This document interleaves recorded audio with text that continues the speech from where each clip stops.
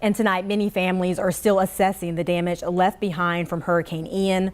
Charlotte Fire has responded to over 100 weather-related emergency calls, many dealing with trees downed, power lines, roadways, and homes.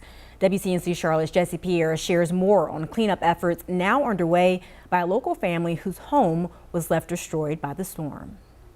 Whether it's a hurricane, heavy rainstorm, or even a winter storm, those tree branches are the culprits that actually take down the power lines. Large trees like this one knocking out power for several homes in this North Charlotte neighborhood. Duke Energy says thousands of crews are on the ground working to get power back up for families across the region.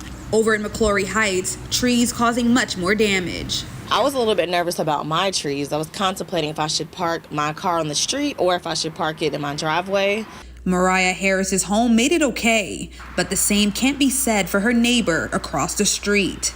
It was windy, but I didn't think that amount of wind would have, been strong enough to, tip the tree over. Dennis Moore was working outside building a pad for his dogs when several trees came crashing down. When it fell, I literally had to run for my life because I was underneath the tree. Moore wasn't hurt and was able to grab his dog and escape. But he says the home he purchased a year ago and completely renovated, a total loss. A lot of the work I've had to, do myself. And with that kind of stuff, you pull a lot of sentimental value. Moore is waiting for an adjuster to come by his home to let him know the extent of the damages.